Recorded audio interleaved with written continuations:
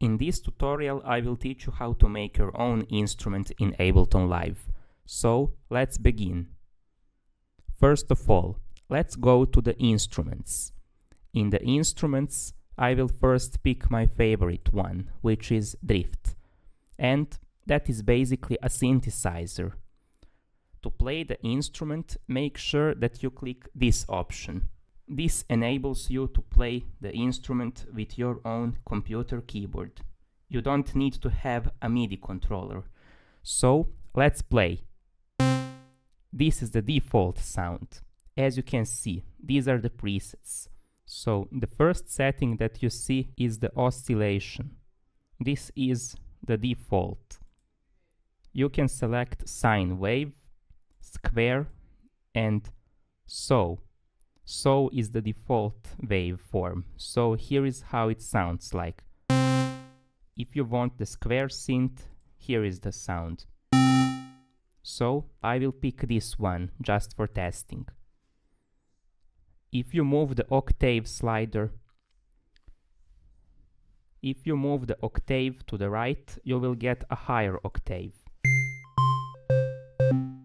But if you move to the lower, you'll have the lower octave. If you change the shape, your sound will be deformed. It will sound like this. This might be perfect for some experimental purpose. And this is the volume of the oscillation. This is oscillation 2. It adds some specific sound, like you can adjust the octave to at least add some color to the sound.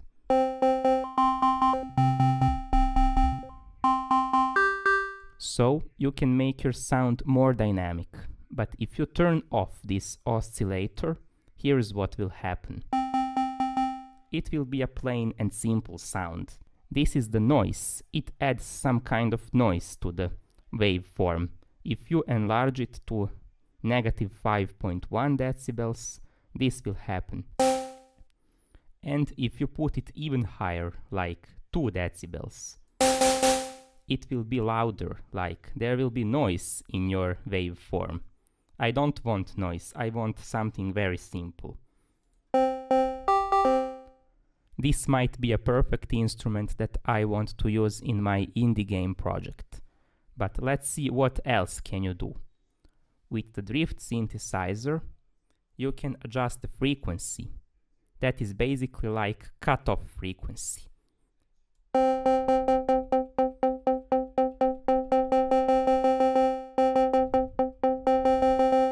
Okay, let's keep the first setting. 20,000 kHz. The res parameter is the resonance. Here's what will happen. If you change the frequency and have the resonance to like 0.87, this is how it will sound like. If you put the resonance even higher, this is how it will sound like. This is how it will affect the sound. This sounds cool, but I want to keep the same settings as before. The attack parameter is when will the sample begin playing. If the attack is too long, it will be only perfect for some pad sound, for example, but I want a synthesizer. The decay parameter is how long the sample will be played until it decays, becomes quieter. Sustain parameter is how long the sample will be played, like it's the percentage. In some cases, sustain is marked with decibels. If you lower the decay but have the sustain more than 50%, this will happen.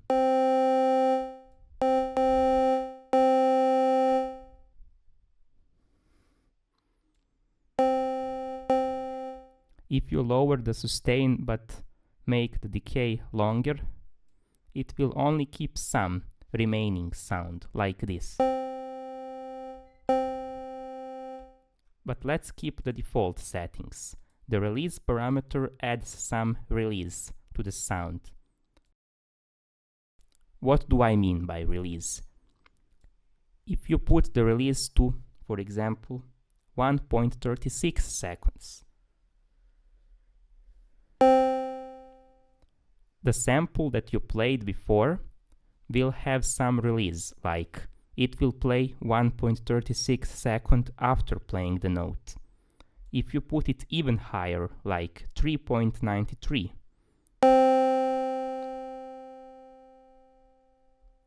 I had to wait almost 4 seconds until this sample played to the end. However, depending on which instrument do you use, the definition will be different. It would not be samples, it would be waveforms. So let's move on to the next instrument. You can also put an instrument track. Even though I already made a tutorial about instrument track in Ableton Live, I will just show you an example. With the instrument track, you can put multiple instruments in one rack, and when you click this option, you get the alert kit, which are the ranges from C-2 until C8. You can load the preloaded instrument racks or make your own custom rack. What is special for the instrument rack is you can play multiple instruments in just one MIDI track, but you can also adjust the ranges, like it would be played only from C3 and this next instrument will be played only until the C3 note.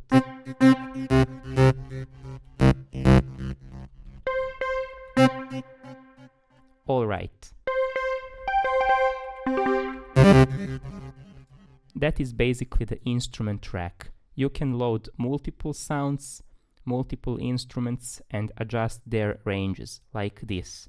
Or maybe even adjust the fade out, like it will be quieter at the end. So, for the next instrument, I will show you a thing that I use mostly when I make my projects. This plugin is called Simpler. Although this plugin is basically a sampler, in Ableton it is called Simpler, and you can load some already made samples, and instead of dropping the samples, you can simply load by clicking and dragging. Here's how it looks like. But if you want to load your own sample, it says drop sample here. Click add folder in order to organize your project more easily. You can basically load the things that you have saved in your computer folders, like music, videos, and something like that. But I would strongly recommend you to create your own folder in which you keep your own samples. I have created my own folder for samples and I call it music files. And I have many folders in which I can use samples for this tutorial. So I want to add at least one sample that will be used for testing purposes. For the Simpler plugin, you should click and drag the sample that you want to use. So this is the sample that you have loaded. If you want to save this preset, just click this button. You have to click this button if you want to save your own preset. I will set my own name. Alright. Now, if you want to add some additional preset, just click and drag Simpler, find your favorite sample. Okay, I will pick some different sample this time.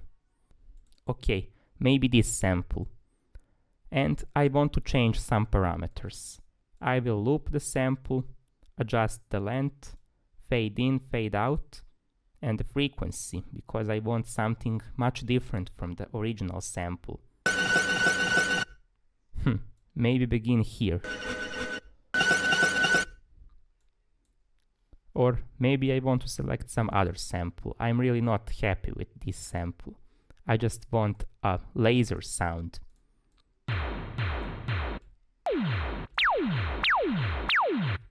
Alright. Make sure that the length is set to, for example, 25, and the beginning of the sample is here. You can loop the sample at 50%. But you can begin the sample at 0, because this will make it sound like a real laser. And I will fade it to 100%.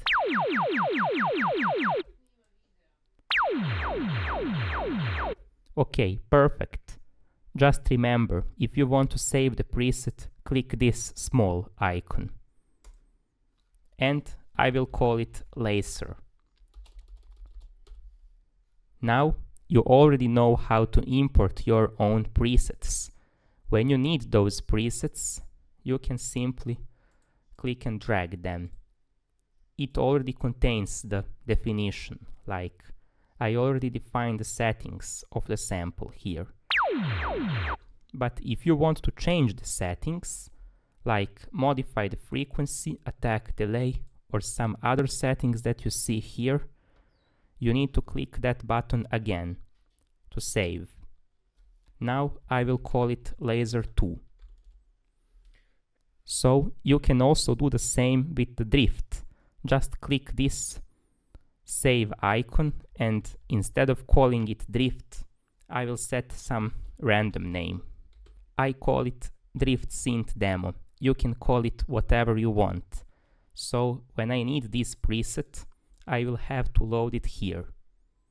And when I play this first track, here's how it sounds. It sounds the same. So basically, that's it with this tutorial. Just remember the same trick that I mentioned before, and stay tuned. If you want more tutorials, consider subscribing. I will be making more music production tutorials in the future. Goodbye.